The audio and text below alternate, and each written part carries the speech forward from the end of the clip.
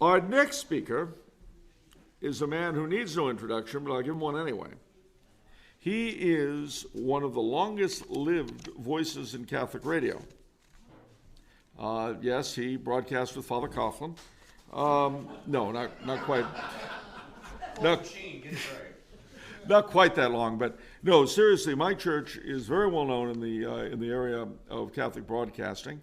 As you know, he works with our own brother Andre's Reconquest Radio, which is a sort of a subsidiary of his, how do I put it, radio empire.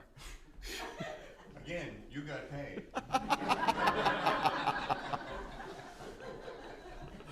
That's why I get the big bucks for spinning the yarns. No, but seriously, ladies and gentlemen, he's done a great deal of tremendous work for the growth of the faith in this country. And I'm actually sincere, it does happen, when I'm very sincere in saying let's give him a great round of applause and a welcome to St. Benedict Center. Mike Hill. You forgot your note. Oh, no, that's for you. It's a memento. And it's free of charge. From us to you. It's his lunch note. Well, good morning. So there's a lot of, it's not that there's a little pressure on me or anything. I had at least a half a dozen of you come up to me sometime before this talk today or yesterday and say, "Are you that church guy?" "Yeah, that's me." "You going to give a talk tomorrow?" "Yes, ma'am." "Well, I've never listened to you before, and I don't know what to expect, so I've got high expectations." I'm like, did anyone else get the high expectation speech other than me? And I have to tell you, thanks to Brother, thanks to Charles, thanks to the generosity and kindness shown by so many of you that I have not earned and humbly accept. Thanks to all the sisters, Sister Philomena, and her sister, and her father, and all of you that I have been so blessed to meet and making me feel at home. Because I tell you, Charles didn't say this, but I've never spoken in front of an ecclesiastical audience. I've done dozens and dozens and dozens of talks. And I'm probably more nervous for this one because I don't want to blow it. So like I said, if you came here and you paid to see me and you're disappointed, I'm happy to announce that after the talk, Charles has gratefully accepted that he will personally refund all of your monies, including travel expenses. So keep your...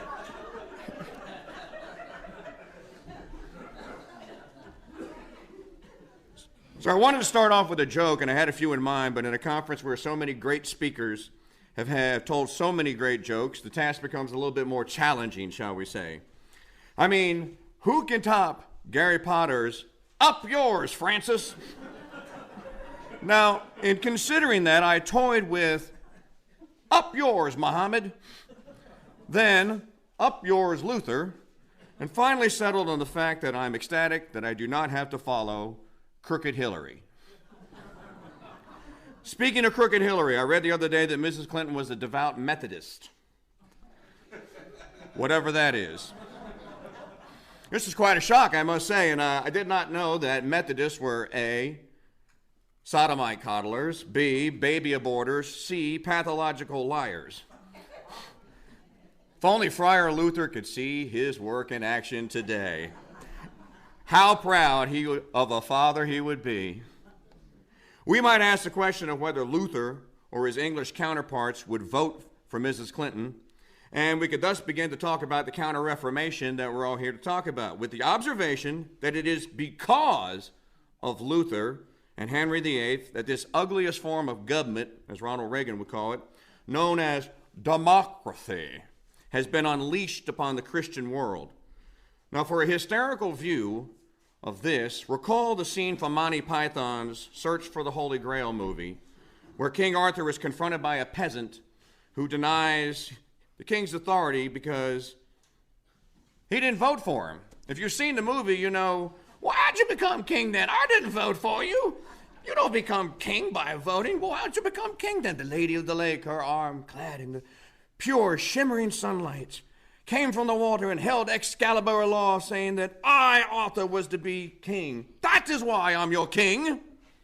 Now, You may think that that's kind of farcical, but would we really be worse off if a strange woman lying in a pond had lobbed a scimitar at a man and made him king of the United States?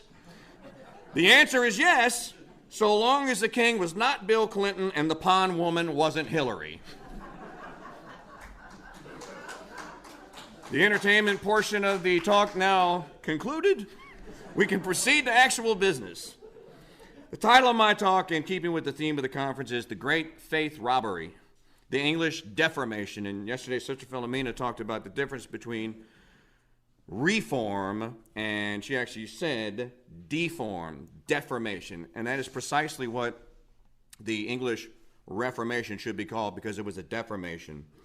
If you haven't seen it, I'll tell you a little bit about the basis for some of the talk. The Great Train Robbery was written by the great late Dr. Michael Crichton and set in England in the 1860s.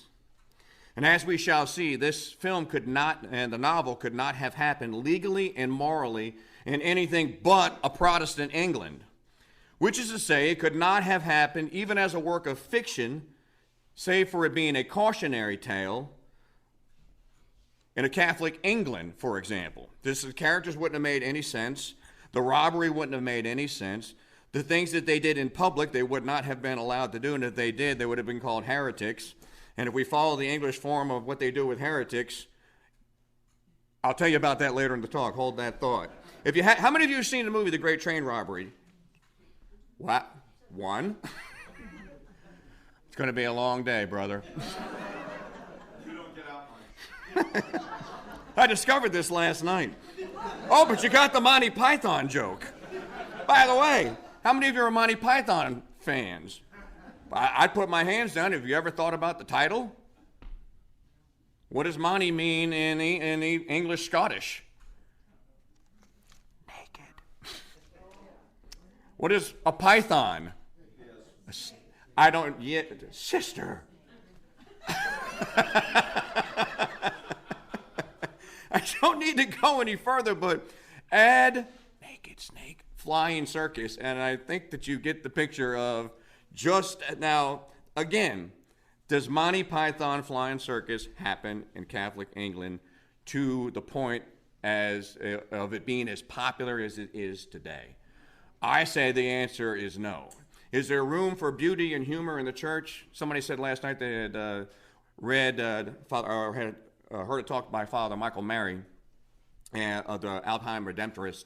And Father Mary gave a talk that I'm very fond of about the Towers of Sion. If you haven't heard it, look it up on YouTube and listen to it. It's magnificent.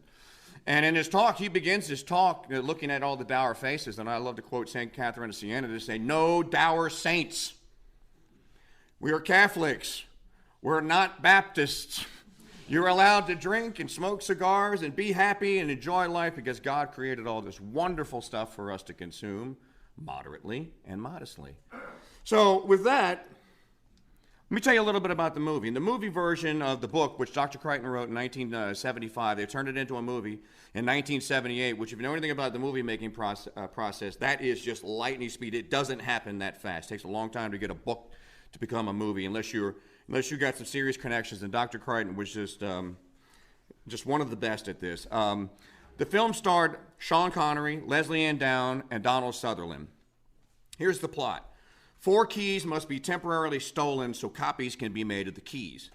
These keys will then open a pair of twin safes, twin safes, on a train, a moving train that contains bars of bullion gold that is a payroll bound for Crimea that's paying for a war the English are involved in France. Now, think about it. If you know where Crimea is, and you know where England is, then try and figure out how a train gets from Suffolk Station to Crimea.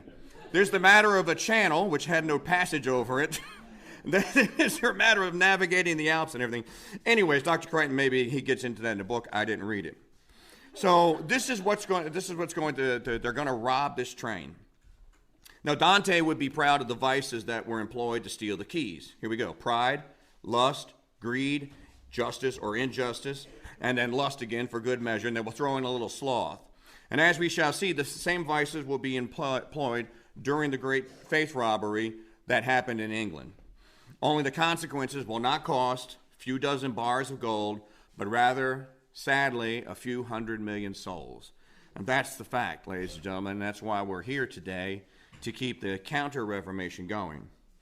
And if you missed it yesterday, part of the Counter-Reformation, I think, and Sister Philomena, and how many of you figured out Hawaiian Reform before she got to Hawaiian Reform? Yeah. So you remember the graph of how you get the age of zeal? I think that we're in that all of us, by virtue of the size of the crowd here and how many people are in this room, that we are on the bell. We're on the way up to the top of the bell. And if you're familiar with the bell curve, we got a little way to go, but there is a zeal that is building out there, and that's a good thing. So back to what I'm supposed to be talking about. To give the ending away, nothing about religious worship in England was reformed during the detestable epoch, but it most certainly and remains deformed. The English Deformation was a top-down coup de grace. That's what it was, final stroke. By the time the House of Tudor is done, there is no legal Catholicism in England. Now, that may not be shocking to you, and it's certainly not shocking to people that live in England today. But if you were around at the turn of the 16th century, it would be the most unprecedented, unexpected event in the history of the Roman Catholic Church. No one could have foreseen in 1521 or 22, before Henry went nuts, no one could have foreseen that by the time his bastard child daughter, Elizabeth, had gotten to the throne and the supremacy laws were passed, that England would have outlawed Catholicism. Now, that's only maybe 1.5 generation. That is an event that is impossible to happen, save for A, a revolution, which would be from the ground up, and B, a coup de grace that comes from the top down. In other words, it's imposed. Think of the Cristeros in Mexico, for example, and what happened to them, and we'll get to that in a minute. So the English Deformation was a top-down coup de grace executed with illegitimate, lethal royal power by the House of Tudor against the then Catholic English people. So in preparing for this talk, I spent an entire day trying to find out whether Dr. Michael Crichton had any religious affiliation, and like any successful famous person who humbly keeps to themselves, and he did, all the usual suspects claim him as their own. You got your Scientologists say he was one of them. You got your deists. You got your flat earth people. You name it, they say, oh, Crichton was one of us. Maybe even the Methodists claimed him. But I could find no direct link between Michael Crichton and a religion, save for analyzing his work, which could be easily identified as Catholic. And if you've read Dr. Crichton, I'm not saying that he was or that he was a Catholic author, he certainly wasn't, but his work is themed, and I'll explain. For our talk today, that shouldn't matter, but the explanation is this. There are subtle things in Crichton's work, and a lot of you are familiar with them. Okay, so I struck out with Monty Python, but how many of you have seen Jurassic Park? See, everybody... Humor, dinosaurs, I don't know. What's the theme in Jurassic Park? Don't mess with God's work. That's the theme. Creation actually happened, and you guys you're not good at it. There's a line in the film where Jeff Goldblum says, and I'll try to remember it because I didn't write it down. God creates man, God creates dinosaur, God kills dinosaur, man creates dinosaur, dinosaur eats man. And then Laura Dern says, woman inherits the earth. So, and we're all familiar with the work. It's a good film, and Spielberg did a great job. But think of the moral implications that are going on in Jurassic Park. And that's what led me to do a little bit of research about Dr. Crichton. How many of you have seen or read the book that he also wrote called Congo? Because this is about, what's it about, Charles? It's about the pursuit of King Solomon's mind. There's this, Crichton fantasizes fictionally that King Solomon's mines actually do exist, and they go on, and this group of Indiana Jones types goes on this quest to find them. Now, even though they do eventually find what they think is the mine and the gold, hardly anyone leaves out of there with any of the gold. And that's because they succumbed to pride envy, and sloth. We're at the St. Benedict Center, so I can throw this in for just a moment. Brother Francis tells a story in one of his talks on ethics, I think, where he quotes Father Feeney about no crime could ever be committed without four cardinal virtues. You will have to have justice. You will have to have temperance. You will have to have, brother, help me out. What are the other two? Fortitude and prudence. And he explains about, the thieves would have to agree to divvy the money up. They'd have to have the prudence to plan and not get drunk the day of the crime. So you think about this. This is all going on in the movie Congo, too. And the vices ultimately get the better of the bad guys. So just to set up a little bit about the Great Train Robbery, that I'm not sure, I can't say for certain because I didn't know Dr. Crichton, but I think that he was making a moral point in many of these novels and these books. And we can take that because, and we talk about this a lot on our radio show, on our radio shows, and that is if we're not part of the mainstream, if what we do is not reflected in the mainstream, then we got to make our own mainstream. And if you make it, this is a mainstream here. This little community here has its own mainstream. And brother gets to determine what the mainstream is, and if you cross him, no. Contrary to urban legend, though, it wasn't always a fact for a majority of England's existence. Because for a majority of her existence, she was actually a Catholic country, and in some ways, England was even more Catholic than Rome herself.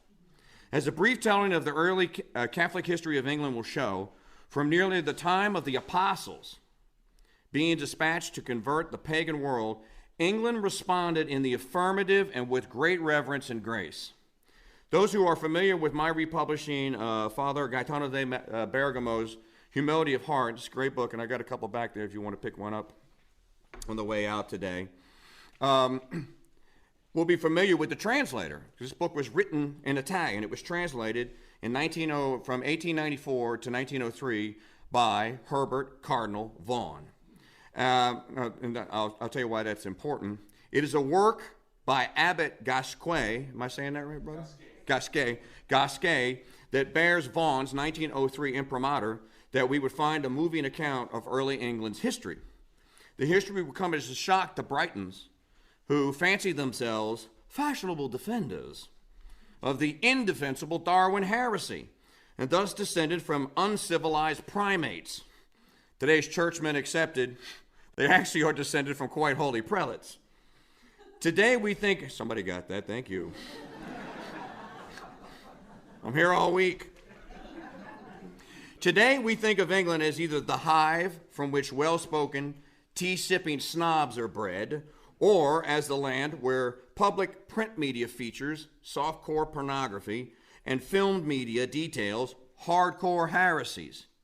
With great joy, turn on any English media and watch your eyes. You need to practice serious custody of the eyes. But it wasn't always so.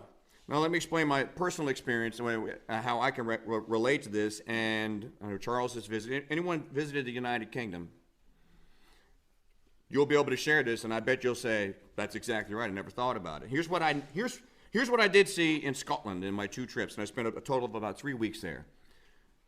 Beautiful. It's just breathtakingly beautiful. The Scottish people are warm, they're friendly, they, surprisingly, they don't hate Yanks. You would think that they would, but they don't.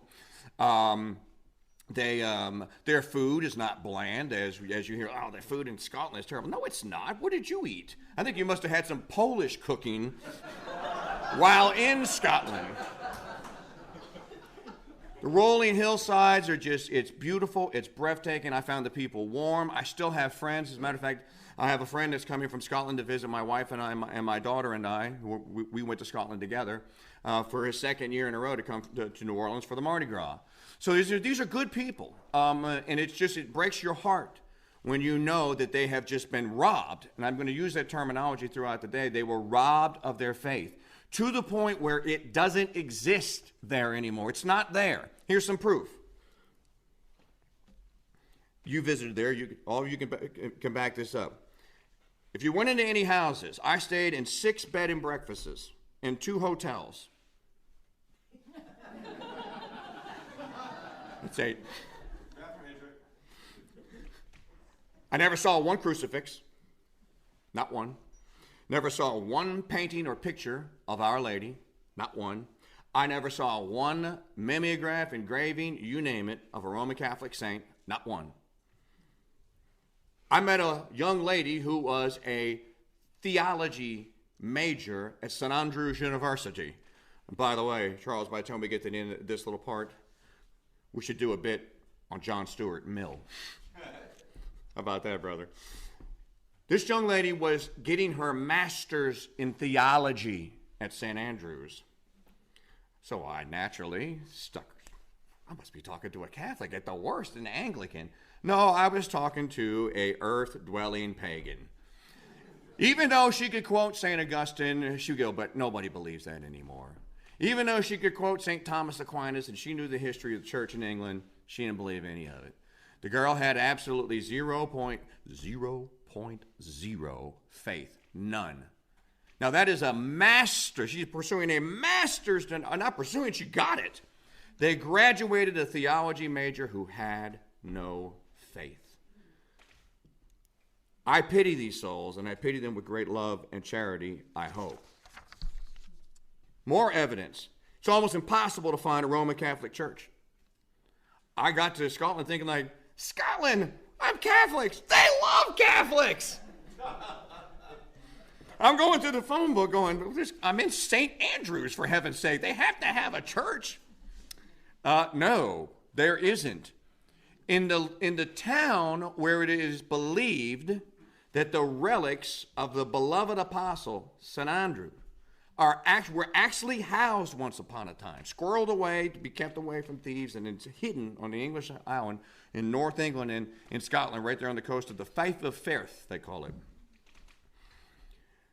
That church today still exists. It was built around the 9th century, and it's a ruin. You can go tour it. It's absolutely breathtaking in the size. I can't describe it other than to say, if you've been to St. Patrick's in New York City, right? If you're, get a rope. If you've been to St. Patrick's in New York City, it is almost as large. Now imagine this. They built this, I think, in the 9th century. This thing, and you can see the size of the stones they had to hoist up to build this thing.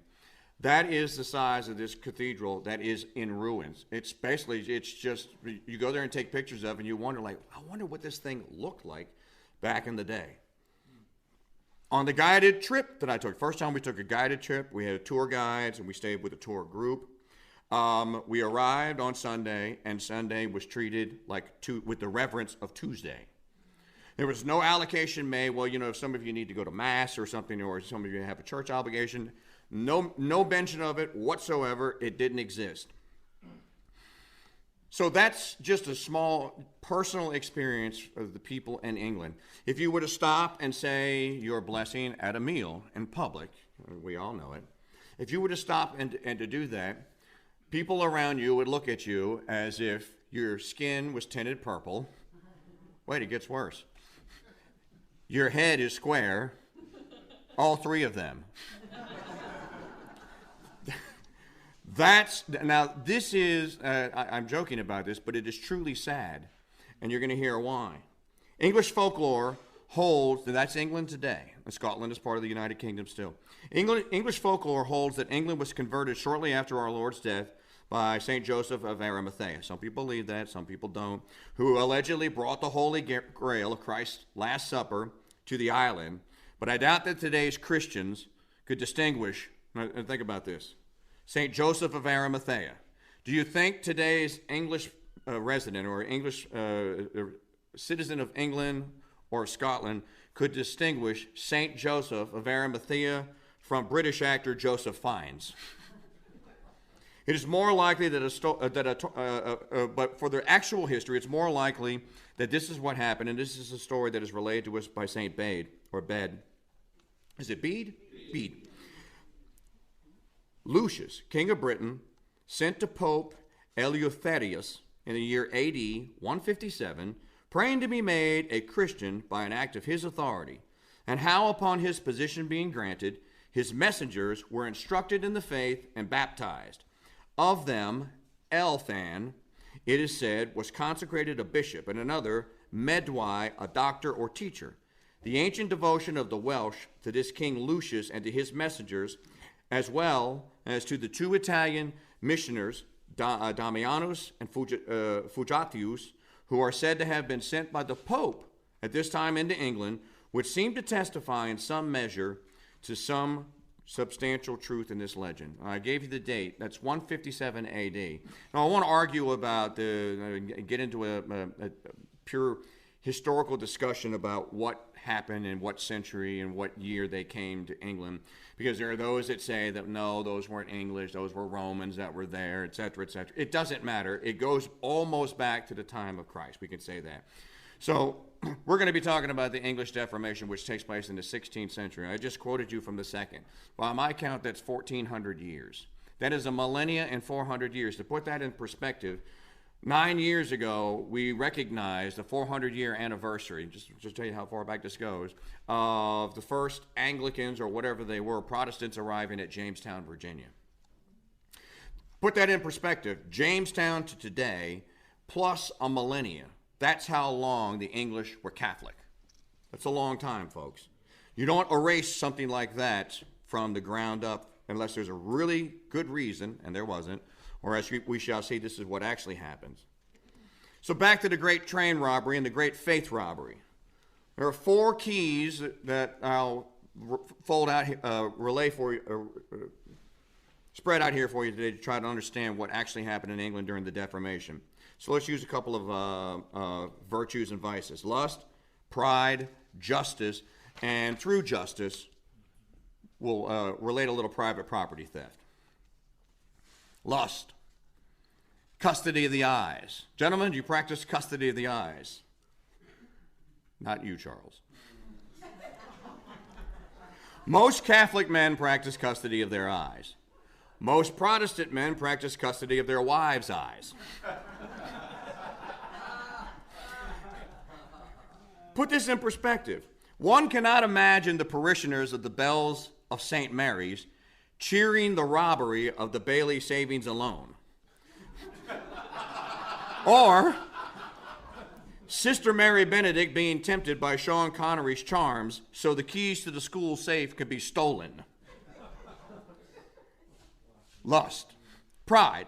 In one scene, Sean Connery is asked why he wants to rob the train, and he responds, "Why, my dear, because it is there, and they say it can't be done." Pride. Justice. Two kinds of justice, communicative and distributive. The communicative deprives the train company of its gold, and the distributive deprives the public of justice after Sean Connery is convicted of robbing the train, but escapes to the approving wails of the Protestant gallery. Now just think about this. The gold that is on the train is ultimately going to be used to pay English soldiers. Some French will get it too, and some Crimeans or whatever Prussian king had sent other soldiers, it's going to pay their own soldiers. But because they've lost the concept of the cardinal virtues and the vices, and they've lost the concept of sin, then they can cheer on because it's just the big bad train company that's been robbed, even though who really is being robbed are the men that are ultimately going to receive the gold. Now again, this doesn't happen in a Catholic England. It can only happen in a Protestant England. So the comparison here between the great faith robbery and the great train robbery, and that's how I'm making it here. Now, how did all this come about in what is now England, a totally secular country, as they call the United Kingdom? I mean, just the term United Kingdom is devoid of any majesty or any holiness that you could think of, unless they were talking about the Holy United Kingdom. Think about that. Quite simply, the sins of lust, pride, property, and injustice committed by Henry VIII and his wicked bastard child, Bloody Bess. And yes, she was a bastard, because the Pope refused to grant Henry his divorce. Yesterday we heard that there's only one kind of marriage, the sacramental kind. Henry got a sacramental kind with Catherine of Aragon. You know how he got it? Charles knows, many of you know. He had to appeal to the Pope because he was basically marrying his dead brother's wife, Catherine. So the Pope, the irony of this is Henry had to appeal to the authority of the Pope in order to gain permission to marry Catherine. And now, when he's all hot and bothered for Anne Boleyn, he wants to undo it. And so he tries to concoct this scheme and puts his best men to the task, and they write a letter to the Pope. And I'm not going to get into all the details of this. I'm just going to give you the brief narrative. But in the end, the Pope says no. And this is when Henry says, okay, you're not Pope anymore, I am. And that's where this begins. In 13, now I'd like to also introduce you to the book that I'm publishing. It's called The English Reformation, and the remainder of this talk will be dedicated to Father Gerard Culkin. If you don't know, Father Culkin was obviously a priest, and after his ordination, he was spotted during his theological studies. His teachers, his professors, his superiors noticed that he had a penchant for history. He was really good at it, So good, in fact, that they set him to the task of writing any histories that particular order needed. And Father Culkin excelled at it. And while he was doing this, he was English, he started researching and then gathering information about the English Reformation, because it had always, since he was a child, it had always upset him. And in the book that I'm republishing, which you can, I'll tell you about it, how you could get a copy of it later on if you're interested. Father Culkin he lays his case out in 13 chapters. Now, there are books on the English Reformation that come in 8 volumes. That's how much history is to be consumed. Father has condensed this, or he condensed it down in 1954 in a series of 13 newspaper articles for the Catholic Register, I believe, that each month they would publish a new chapter, about 10 pages long. And as the story became more exciting and people started learning about, I never knew this history, there was such demand for this magazine, that they asked Father to write faster, write more. And so ultimately, when he finishes his work, he puts a book together, and it's published in 1954. It's then published in the second edition, and it's not published again in the second edition after 1962. And Father died in 1964. So Father Gerard Culkin, pray for us and pray for me that I don't get any of this wrong. I'd like to read you the chapters, and this is how quick you can read this in an afternoon. And I hope people in Britain somehow will get a hold of this and that they'll read it, because you can read it in about 4 hours. Here's the chapter list. This is how brief and concise, 13 chapters, 118 pages. England before the Reformation, the King's Great Matter, the Reformation Parliament, 1529, 1536, the opposition destroyed, and it was, the dissolution of the monasteries, the faith of the church under Henry VIII. I'll stop counting on my hand because I'm not good at it. Edward VI, the Protestant Revolution. Edward VI, the Revolution accomplished. Mary Tudor, the Catholic Restoration. The Elizabethan settlement of religion. The Elizabethan Church, Catholics and Protestants. Defenders of the faith, the Elizabethan martyrs. And finally, the concluding chapter, what happened at the Reformation. So it's a concise book. You can read it in an afternoon, and I strongly encourage anyone that wants to know what really happened at the English Reformation to read it. Now, you may be wondering, well, why is that important? Well, because you speak some form of English. That's why. You wouldn't be here today, and you wouldn't know Protestants, the Clintons, Methodists. You wouldn't know Lutherans. You wouldn't know Anglicans. You wouldn't know hardly any of these sects or the other 37,000 of Bresler's 37,000 ice cream varieties of denominations, had it not been for the English-speaking Reformation. Yes, it is true that Luther is and we'll get into Luther a little bit, is also to blame. But if the cancer, and Sister talked about this yesterday, if you have healthy cells, if the cells had been healthy in the English-speaking world, which only existed in England at the time, and if they had repulsed and repelled the Lutheran Protestants, we wouldn't be having the conversations we're having today. We have a totally different world. And Charles concluded his talk with what a different world it would be if certain things happened. Last night I had the pleasure of speaking with Mr. Gary Potter, and Mr. Potter told me the same thing. He likes to talk about what ifs. I think someone could make novels out of these what ifs. But just think about this. If the English Reformation doesn't happen, much of what we know today is not what we know today. So we may not even be here. Who knows? What's the history of the Reformation in England? It's very long. It's complicated. I'm going to quote from Father Culkin in the first chapter of the book. It's extraordinarily interesting. The history of the Reformation in England is long and complicated. The stages by which Catholic England became officially a Protestant country occupy a full 30 years. That's not even a generation, 30 years, from 1529 to 1559. The story begins in the year 1529 when Henry VIII, anxious to be rid of his wife, Catherine of Aragon, so that he might marry Anne Boleyn, realized that Pope Clement VII would not be bullied into pronouncing his marriage invalid. In the following years, Henry, who was determined to have his own way, and boy howdy was he, abolished the power of the Pope in England and declared himself to be head of the church. Under the rule of Henry's son and successor, Edward VI, a child of 9 years old, when he became king in 1547, the religious revolution was carried a stage further. The government of the day, a band of unscrupulous adventurers who ruled in the name of the boy king, completely transformed the church's belief and worship. Now, there's just another couple of notes about Henry that you have to know. He was given a title by the Pope as Defender of the Faith. I mean, he was as devout a Catholic. It is part of the biographies of Henry VIII. And I believe I heard mentioned today that the chapel at Walsingham is being rebuilt.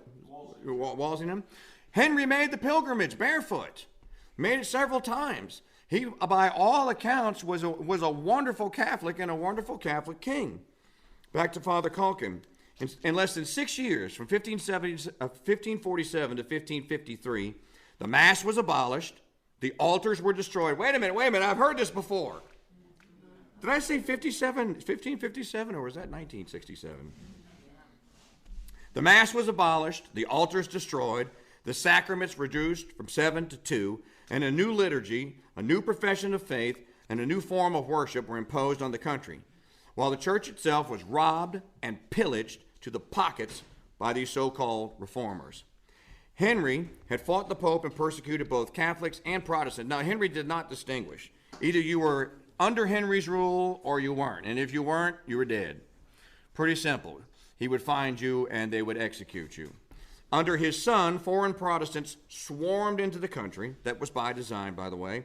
They were given the chief teaching post in the universities, and it was by their advice that the religious revolution was accomplished.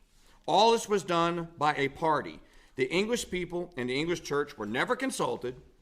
Those who opposed this reform ended up on the tower or on the scaffold. I'll tell you about the scaffold in a few moments. Now, I don't have time to go into all the details, but I'd like to continue from the book to dispel some urban legends about the English Deformation. For the sake of example, let's talk about the liturgy of the Anglican Mass.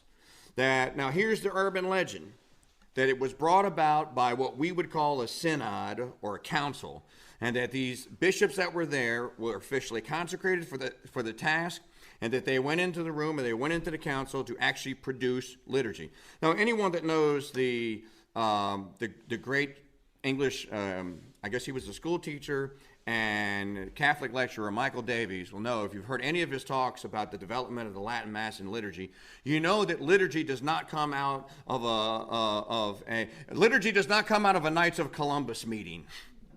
You don't go into a room and create a liturgy. It happens over time. It's a tradition that takes years and years, if not centuries, maybe even a millennia to put together. They did it in the span of a couple of months. Listen, as Father Culkin informs us, the Protestant leaders of the nation drew up an official statement of the new official religion, the 42 articles. They even numbered it, the 42 articles of religion, which were, the 42 articles of religion, which were approved by Edward. Remember, Edward's 9 years old. Got a 9-year-old approving new liturgies. What could possibly go right? It gets even worse. The boy king is suffering from, we don't know what disease. He might have had cholera. Nobody knows what he had. But he could barely lift his hand. He had to have his hand lifted. Basically, you just signed the document, Your Majesty. 9 years old. The title page of the article states that they were, quote, approved by the Synod of London. This is not true, writes Father Culkin. They were simply imposed by the government, as indeed was the whole of the Reformation settlement of religion. With this last act, we can say that all the measures by which the Catholic faith of England was officially and legally abolished were completed. It's quite a story, isn't it? It gets even better, though. I'd like to delve into history and like to try to prove things to see what the historical record actually says. Here's what the historical record actually says about this synod. A quote now from the work of Master of Arts Charles Hardwicke in 1876. This is what actually happened. Quote, a third and far more cogent reason for disputing the synodical approbation of the articles is furnished. Now, I will stop right here because some of you may wonder, middle church, why does it matter how they got their liturgy? Well, because they told the people of England that it came from on high, that they went into a holy synod and they had prayers and the Holy Ghost came down and that this was inspired work. That's why it matters. So the people of England are going to reject it anyways, but they ultimately will succumb under threat of death. And that's where we get into the stories of the great Douay Rheims or the Douay martyrs that were, I hate to say this, they were Jesuits. I don't hate to say, I'm kidding. Here's what Professor Hardwicke found in his research. This was published in 1876. The reason why I like to go back into the 19th and 17th century for works like this is because they actually had to go to libraries and look it up and write it down. If they're going to quote something, they couldn't Google it. They had to actually go find it. A third and far more cogent reason for disputing the synodical approbation of the articles is furnished by the language of Thomas Cranmer and Philpott. When questioned on this very subject at the opening of the reign of Mary, it has already been noticed that when the articles were completed in the spring of 1553, they were made public in a separate form and also in the company of a certain catechism. Now, in reference to this second work, complaints were made by Weston, the prolocutor of the Southern Convocation, which assembled in the following autumn to the effect that, quote, it bore the name of the Honorable Synod, although, as he understood, put forth without their consent. Philpott, who was at present as Archdeacon of Winchester, explained at some length in what way it might well be said to be done in the Synod of London, close quote, although the members of the present House had no notice thereof before the promulgation. He seems to have imagined that when the clergy authorized certain persons to make ecclesiastical laws, they had transferred their own synodic rights to this committee. Now, I'll explain this in just a moment. But Cranmer, in his disputation at Oxford in April of 1554, appears to have supplied a somewhat different, if not contradictory, solution. When charged by Weston with publishing a catechism in the name of the Synod of London, he answered, I was ignorant of the setting of that title. And as soon as I had knowledge thereof, I did not like it. Therefore, when I complained thereof to the council, it was answered me by them, that the book was so entitled because it was set forth in the time of the convocation. Close quote. And then back to Hardwicke. But these testimonies sanctioned the hypothesis that the catechism in question had never been regularly submitted to a synod of the southern province, much less approved and authorized by the two houses. And therefore, if the articles are necessarily implicated in the disclaimers here adduced, we are compelled to acquiesce in the idea that they had also been put in circulation by the royal council with no formal approbation of the church at large. Close quote. In other words, they made it up. It didn't happen. You can't get a liturgy unless you have a tradition. You can't have a tradition unless you have years. They didn't have either, so they went into a fake council, had a fake meeting, took fake notes, and then wrote a fake liturgy, and then presented it as an authentically, synodically approved document, and it wasn't. And that's how this begins. Now, we all know what happened at Vatican II. At least they have documents. At least we know who they were. And at least we know that they actually met, right? At least we know that they did promulgate things. At least we know that they had a constitution that they came out with. In other words, we know what happened. We all know about the Council of Trent and then the other councils. We all know what happened there. How? They wrote it down. Why did they write it down? So you'd have confidence in it. So you wouldn't be wondering what happened, not dreaming about it or fantasizing about it. You'd actually know. The English did not do this. These men that perpetrated this act did not do this, and that's why this is important. The point that I'd like to make about this is that The people of England today don't know any of this. It's not in their history, and they think that this was all. Here, I'll give you the urban legend version. The urban legend version of the nasty, mean-spirited, crooked, and corrupt evil Catholics, spurred on by their equally evil and corrupt Catholic Pope, had so worn out their welcome in England that thanks to the heroism of the adulterer Henry VIII, riding up on his adultering stallion, as he was a stallion, saving the day and saving all of England from the horrors of Catholicism. That's the urban legend. It's not, and it is just that. It's an urban legend. It didn't happen. Now, I may be preaching to the choir, but we are hopefully getting this message out to people that haven't heard it before. I'd like to take the opportunity to destroy another urban legend while we're on the subject of the great faith robbery. Let's deal with the claim that Mary Tudor was known as Bloody Mary. Now, what's this urban legend? She was a demonically inspired, evil, hated martyr of Protestants. Is it true? Well, there were Protestant martyrs, but they were Protestant martyrs thanks to the laws that had been imposed by previous kings, including Henry VIII, Henry VII, and going all the way back to the 13th century. All Mary said was, bring back the heresy laws. What happens when we don't have heresy laws? We have Methodists that are marrying sodomites. That's what happens. Linda Porter, Mr. Potter quoted her yesterday, Linda Porter has a book out called The Myth of Bloody Mary. I bought it. It's a good read. Read it if you're interested in the subject. Brief excerpt.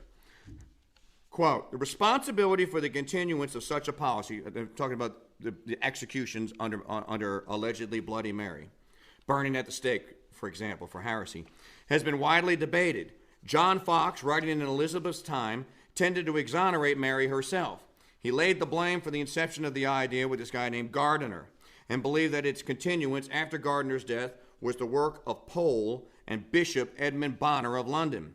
In this reading of events, the Queen is sincere but ill-advised.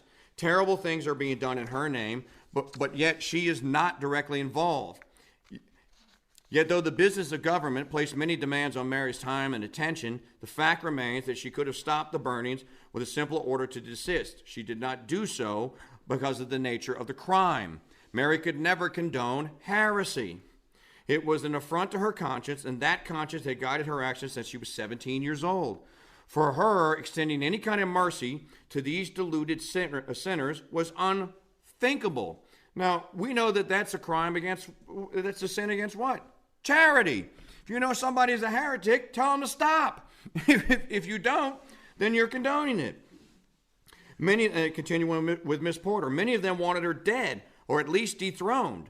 The Queen understood well the power of the written and spoken word, but not even the greater propaganda victory that came with martyrdom. There could be no middle course, no bargaining with such errors. She would have seen this as negotiating with the devil.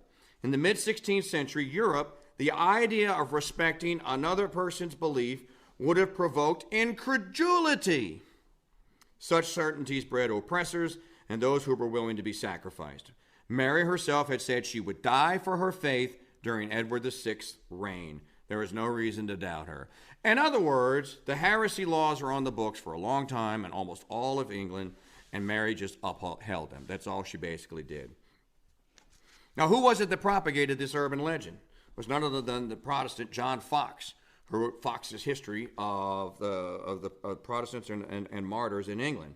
Did Fox get it right? Well, turn to another source, Jean-Marie Stone, saying this: no more potent means could have been devised for saturating the national mind with the principles of the Reformation than the diffusion of the Book of Martyrs on this gigantic scale. In a few years, there was scarcely a parish in England that did not possess a chained copy of the work.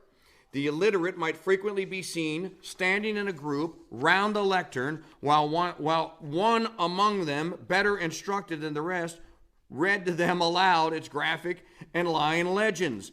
There's much more on this, and you can read it if you get the book, The English Reformation by Father Culkin, that I have republished. I'd like to show you what happened, though, after Bloody Bess, Henry's daughter, after the Reformation was complete and after Catholicism was outlawed in England.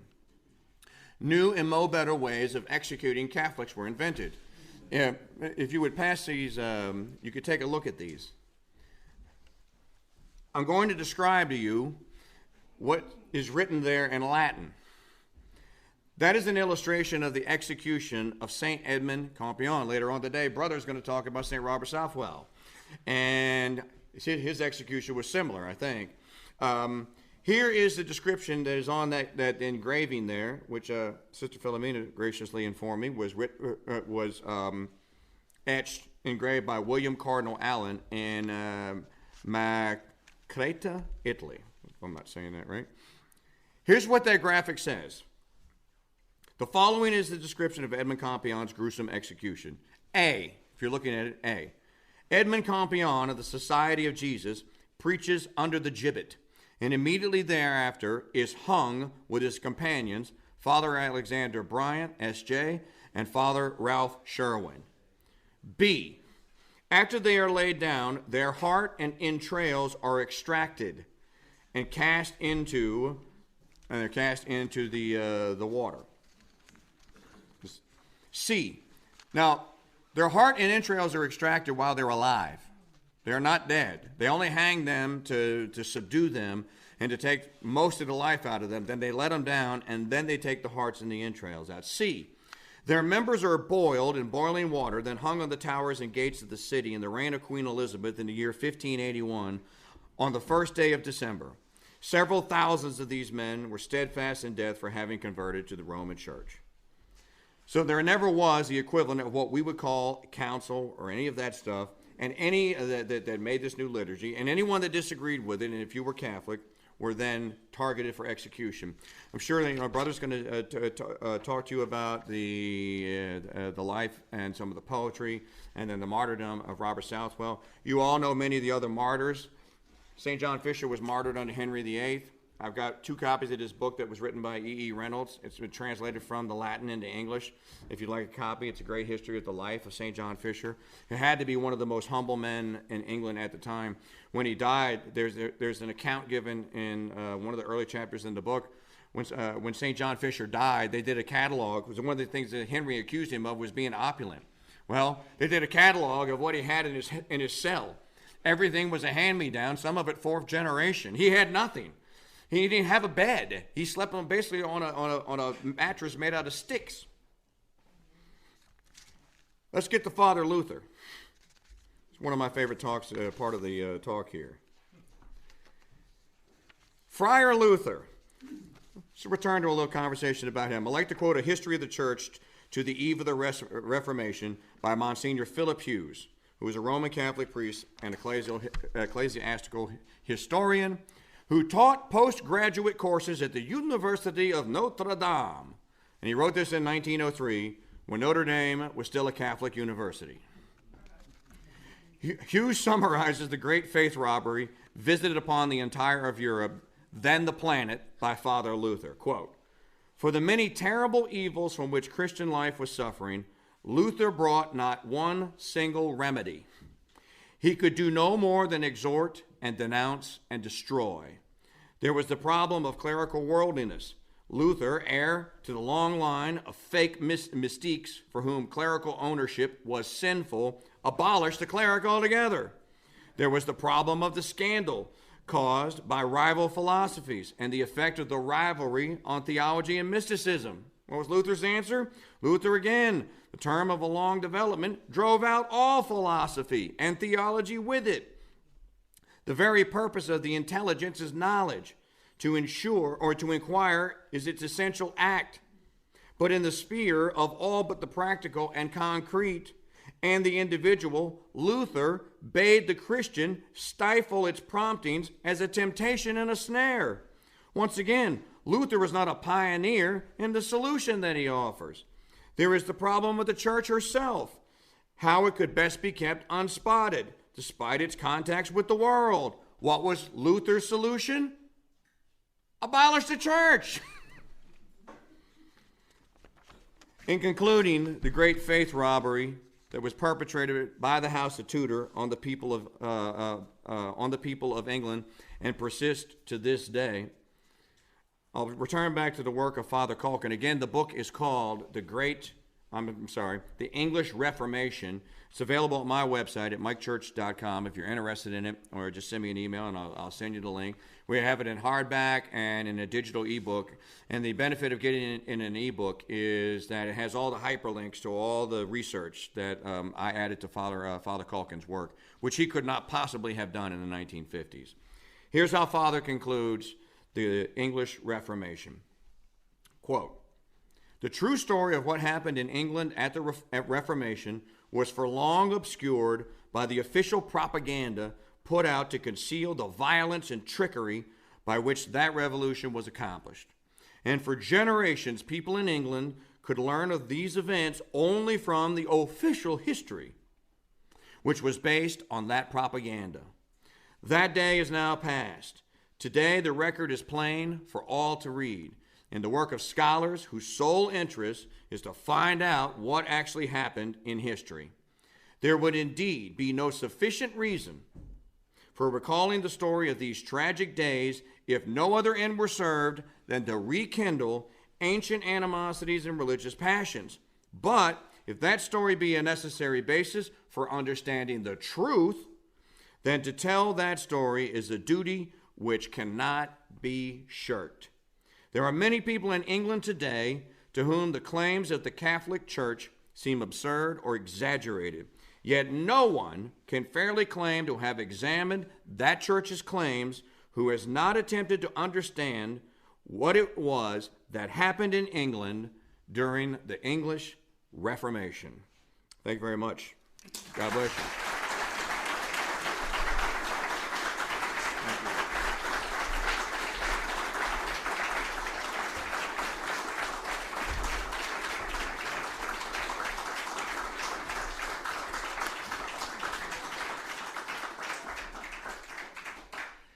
Well, I must say that it was a very, very enjoyable talk. Of course, it's a subject dear to my heart. I will say, though, that, England does still, as we know, have a great deal of influence on us culturally, especially if you watch PBS. And some few years ago, I was at a dinner in London. It was white tie. And, white tie and tails and all that. And afterwards, a group of maybe 9 or 10 of us went out to a place in Earl's Court. We sat around, we were drinking and all that. And I was about to go get another drink, and suddenly this guy grabs my arm, and he says, "Excuse me, are you English or American?" And I said, "I'm American." He said, "Oh, that's great. Where in the States are you from?" "California." "So are we." I said, "Great." They were dressed like bums. And "So are we." I said, "That's great." He said, "So what part?" "L.A." "We're from the Valley." I said, "That's just great. We were wondering, were you guys in a show or something?" And I said, "No." "Well, why are you dressed like that?" I said, "Well, in this country, sometimes people dress this way for different things." And the guy goes, "Wow, that is so PBS."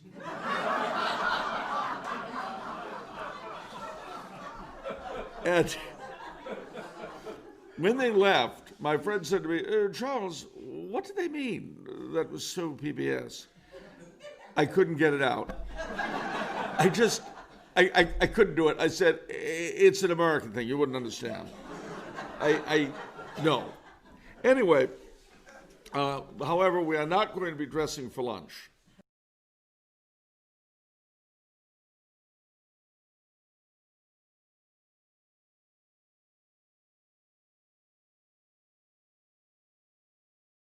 The